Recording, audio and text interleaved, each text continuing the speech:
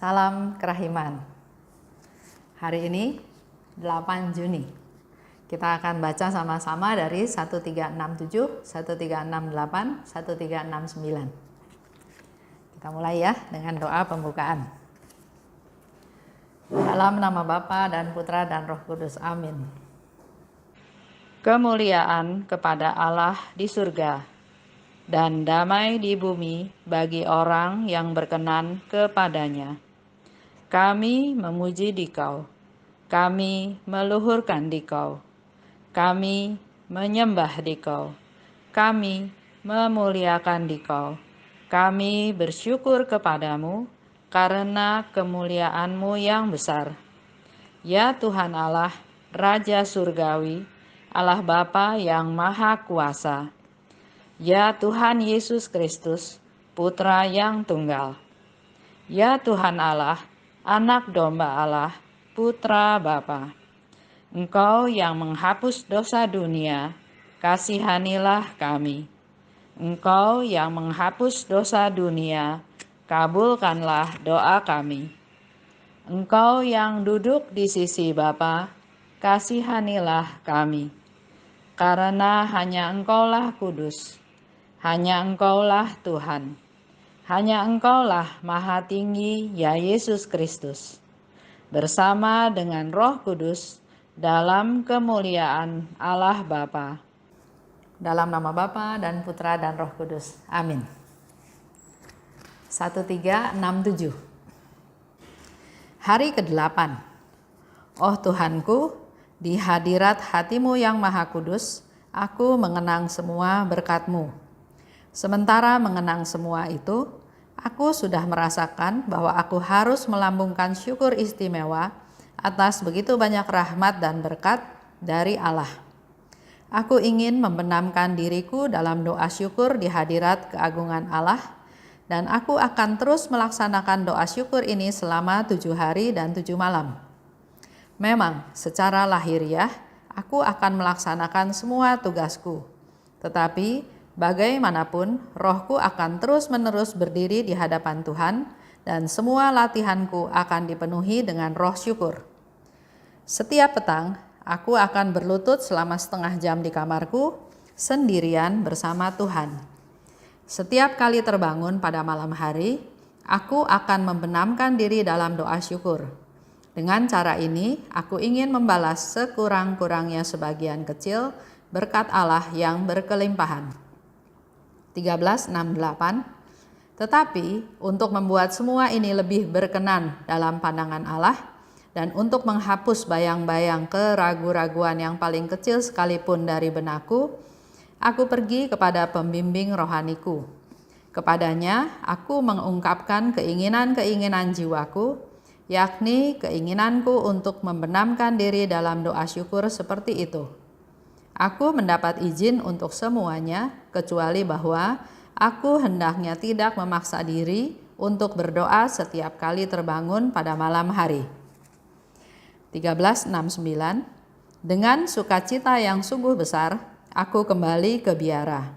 Dan pada hari berikutnya, aku memulai laku syukur agung ini dengan membarui kaul-kaulku. Jiwaku seluruhnya tenggelam di dalam Allah. Dan dari seluruh diriku muncullah hanya satu nyala syukur dan terima kasih kepada Allah. Tidak banyak kata. 1369. Dengan sukacita yang sungguh besar, aku kembali ke biara. Dan pada hari berikutnya, aku memulai laku syukur agung ini dengan membarui kaul-kaulku. Jiwaku seluruhnya tenggelam di dalam Allah. Dan dari seluruh diriku muncullah hanya satu nyala syukur dan terima kasih kepada Allah. Tidak banyak kata-kata yang terucap, sebab karunia-karunia Allah seperti api yang berkobar, membakar jiwaku. Segala penderitaan dan duka cita menjadi ibarat kayu yang dilontarkan ke dalam nyala itu dan membuat api itu tidak pernah padam.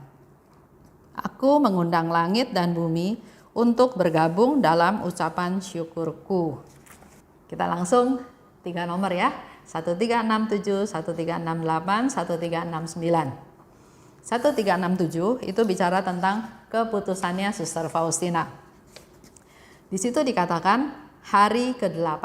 Jadi Suster Faustina itu sedang mengikuti retret 8 hari, dan hari itu artinya hari yang ke-8, hari terakhir. Retret dimulai 20 Oktober 1937. Jadi kurang lebih 1 tahun sebelum dia meninggal. Pertama, Suster Faustina katakan, di hadirat hatimu, aku mengenang semua berkat-Mu. Jadi kita juga mau belajar ya dari Suster Faustina. Selalu dalam doa, dalam apapun, pertama-tama ucapkan syukur kepada Tuhan. Syukur atas hari yang baik, syukur atas mungkin hujan, syukur atas cuaca yang kurang baik. Bersyukur, syukuri apa yang terjadi. Dikatakan oleh Suster Faustina, setelah mengikuti retret 8 hari itu, aku harus melambungkan syukur istimewa atas begitu banyak rahmat dan berkat dari Allah. Kita juga mungkin pernah ya ikut retret 2 hari, retret 3 hari, saya nggak tahu retret 8 hari. Tapi mari kita belajar dari Suster Faustina. Selama 8 hari, dia banyak mengalami kasih Tuhan, memperoleh banyak rahmat sehingga dia mau ungkapkan rasa syukurnya, yaitu dengan dia bilang saya melakukan 3 hal. Ya. Pertama, dia bilang 7 hari 7 malam aku akan selalu berdoa syukur. 7 hari 7 malam pokoknya dia mau terus berdoa, doa syukur, terus syukur ya. Yang kedua, setiap petang selama 30 menit dia mau berlutut di kamarnya, mau bersama Tuhan aja. Jadi dia mau sendirian bersama Tuhan 30 menit di kamarnya. Dan yang ketiga, kalau malam hari dia bangun, dia udah tidur, tiba-tiba terbangun, maka dia akan membenamkan dirinya dalam doa syukur. Jadi ada 3 ya, setelah ikut retret 8 hari, sebagai ungkapan syukur dia mau melakukan 3 hal tadi. Ini menjadi satu masukan juga buat kita. Kalau kita sudah ikut retret, apakah hanya ikut terus sudah sukacita, udah gitu besok pulang ke rumah kembali menjadi manusia lama? Atau ungkapkan rasa syukur itu. Jangan selesai retret terus kembali ke manusia lama, tapi apa yang didapat dari retret itu menjadi bekal untuk hidup kita hari-hari yang akan datang. Jadi ada 3 hal. 1, selama 7 hari 7 malam dia mau bersyukur. Kedua, dia mau berlutut setengah jam di kamarnya, berdua aja sama Tuhan. Dan yang ketiga, kalau dia malam bangun, dia mau berdoa. Tapi supaya keputusan ini berkenan kepada Tuhan, maka dia tanya Bapak pembimbingnya. Dan dikatakan oleh Bapak pembimbing, oke, kamu boleh lakukan 1, 2, tapi yang nomor 3 enggak harus. Jadi kalau malam terbangun enggak harus masuk ke doa syukur. Itu semua dia lakukan sebagai ungkapan rasa terima kasihnya dia kepada Tuhan. Bagaimana dengan kita? Kalau kita mengalami sesuatu, apa rasa terima kasih yang kita ungkapkan pada Tuhan? Terima kasih Tuhan, just like that, udah selesai? Atau ya memang seharusnya begitu? Atau apa? Ya, itu bukan orang rendah hati. Kita belajar dari Suster Faustina, dia sangat rendah hati, dia selalu bersyukur dan mensyukuri apa saja yang dia alami. Waktu itu Bapak pembimbingnya itu adalah Pastor Andras, ya Andras. Nah, setelah selesai retret, dia kembalilah ke biara dan dia mulai melakukan apa yang mau dia lakukan. Memulai laku syukur tersebut dengan mensyukuri kaul-kaulnya, katanya ya. Membaharui kaul-kaulnya, mensyukuri kaul-kaulnya, dan juga dia bilang dia merasa ada satu nyala api timbul di hatinya. Dan nyala api itu adalah rasa syukur dan terima kasih kepada Allah. Jadi suasana syukur berterima kasih itu bukan tiba-tiba datang. Kitanya pun harus berusaha, harus fokus ke rasa syukur tersebut. Jadi dengan dia punya niat mau bersyukur, dia melakukan laku syukur tersebut sehingga timbul nyala api dari dalam dirinya, rasa untuk terus bersyukur dan berterima kasih. Bersyukur dan berterima kasih atas semua yang dia alami.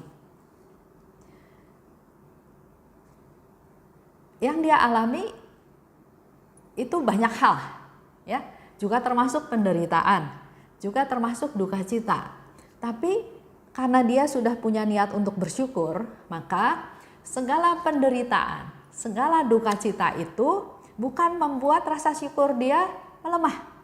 Tapi justru penderitaan dan duka cita itu buat Suster Faustina menjadikan seperti batang kayu yang dipakai untuk memperbesar, mempertahankan nyala api.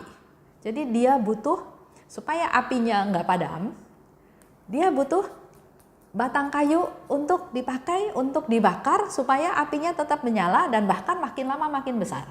Nah, yang dipakai oleh Suster Faustina untuk bersyukur dan berterima kasih adalah batang-batang kayu tadi yang mempertahankan supaya apinya semakin besar, semakin berkobar, yang dipakai untuk menyalakan api tersebut adalah penderitaan dan duka cita. Jadi setiap penderitaan dan duka cita dia anggap itu sebagai kayu yang untuk mempertahankan atau malah membuat rasa syukurnya berkobar.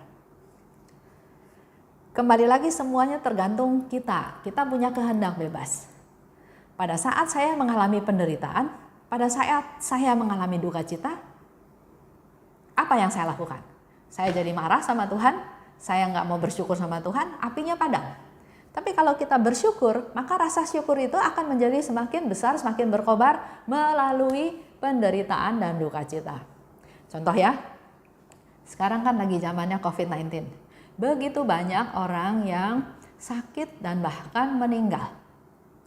Beberapa waktu lalu saya dengar, saya baca juga, ada seorang dokter muda yang harusnya dia menikah di bulan April. Tapi karena ada masalah COVID-19 ini, maka dua keluarga setuju untuk menunda pernikahannya sampai ke bulan September atau Oktober, saya lupa. Tapi ternyata dalam perjalanan, si dokter muda ini mengalami sakit juga, kena COVID-19 juga. Dan akhirnya dia meninggal.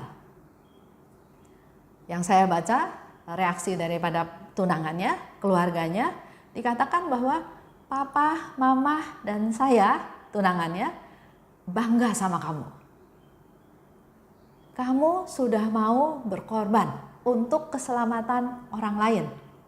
Seperti Yesus ya, Yesus mau wafat di salib untuk menyelamatkan orang-orang yang berdosa, orang-orang yang perlu diselamatkan. Nah, saya yakin, saya percaya pasti ada kesedihan karena kehilangan ya. Tapi kehilangan itu bukan membuat dia jadi sedih, jadi putus asa, tapi justru ini menjadi satu kebanggaan. Saya punya tunangan yang seperti Yesus, mau berkorban bahkan menyerahkan nyawanya untuk keselamatan banyak orang. Orang tuanya di satu pihak sedih kehilangan anak, tapi di sana dikatakan papa, mama bangga akan keputusannya dia mau berkorban untuk banyak orang. Nah, penderitaan ini, duka cita ini buat keluarga ini menjadi suluh, menjadi api untuk lebih besar rasa terima kasih dan rasa sukacitanya kepada Tuhan. Karena mereka juga punya pikiran yang positif. Anak saya, dokter muda, tunangan saya, dokter muda yang meninggal karena membela orang banyak, Tuhan pasti sayang sama dia. Tuhan pasti mengasihi dia dan pasti dia bisa menikmati hidup kekal di surga. Nggak ada penderitaan lagi, nggak ada kesedihan lagi. Bahkan dia sudah di surga, dia bisa berdoa buat orang-orang yang dikasihi yang ada di dunia. Ya, jadi penderitaan dan duka cita bukan membuat si api itu melempem, redup, mati, tapi justru buat Faustina menjadi suluh yang membuat rasa cinta, rasa terima kasih, rasa syukurnya semakin berkobar, semakin besar. Kesimpulan dari hasil retretnya selama 8 hari adalah 1, nyala api syukur dan terima kasih. Ya, dia dapatkan rasa syukur dan terima kasih. Dan nyala api itu tidak padam, malah makin berkobar dengan adanya penderitaan dan duka cita. Karena tidak dipikirkan hanya sebatas duka cita, sedih, kehilangan, seperti contoh dokter yang muda itu, tapi ada apa di balik ini? Di balik ini adalah ada sukacita. Karena banyak orang yang diselamatkan. Seperti tujuan Tuhan Yesus datang ke dunia. Dia juga sudah bisa menikmati hidup kekal. Dia bisa berdoa buat orang-orang yang dikasihinya yang masih ada di dunia. Jadi itulah yang membuat rasa gembira, rasa syukur, rasa terima kasih di balik duka cita yang ada. Saya harap kita semua bisa belajar dari hal ini. Pertama, di dunia ini tidak ada yang kekal, semuanya sementara.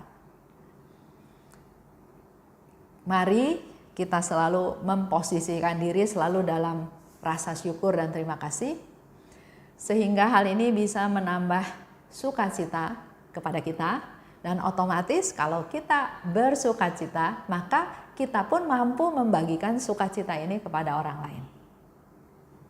Baik, kita tutup ya. Dalam nama Bapa dan Putra dan Roh Kudus, amin. Allah Bapa yang Maha Murah, terima kasih atas Suster Faustina yang men-sharingkan ungkapan rasa syukurnya karena rahmat dan berkat yang dia terima. Mulai hari ini kami juga mau belajar bersyukur Tuhan untuk dapat mensyukuri apapun yang terjadi di dalam hidup kami. Dalam situasi sekarang ini dengan kondisi yang tidak dikehendaki oleh kami semua, tapi kami percaya segala sesuatu ini terjadi seizin-Mu Tuhan. Bukalah hati kami agar kami lebih menjadi peka untuk mengerti kehendak-Mu dan belajar untuk bersyukur dalam segala hal.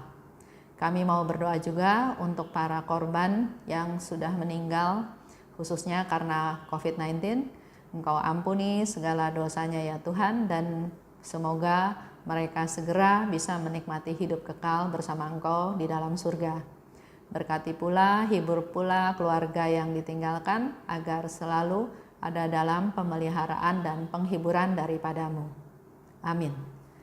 Dalam nama Bapa dan Putra dan Roh Kudus, amin.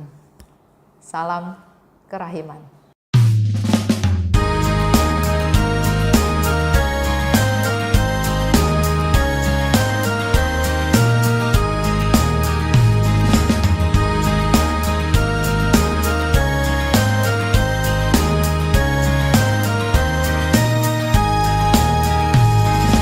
Berbahagialah jiwa yang menyerukan kerahiman Tuhan. Jiwa itu akan dibela oleh Tuhan sebagai kemuliaan-Nya. Pujilah kerahiman Tuhan dengan mengandalkan kerahiman-Nya. Pujilah kerahiman Tuhan sepanjang hidupmu. Pujilah kerahiman Tuhan dengan mengandalkan kerahiman-Nya itu. Pujilah kerahiman Tuhan sepanjang hidupmu.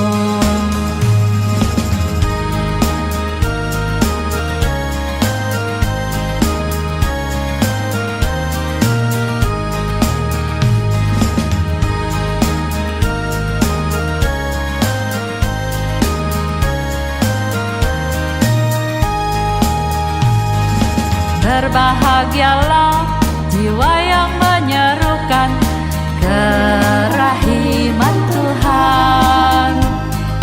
Jiwa itu akan dibela oleh Tuhan sebagai kemuliaan-Nya. Pujilah kerahiman Tuhan dengan mengandalkan kerahiman-Nya itu. Pujilah kerahiman Tuhan sepanjang hidupmu. Pujilah kerahiman Tuhan dengan mengandalkan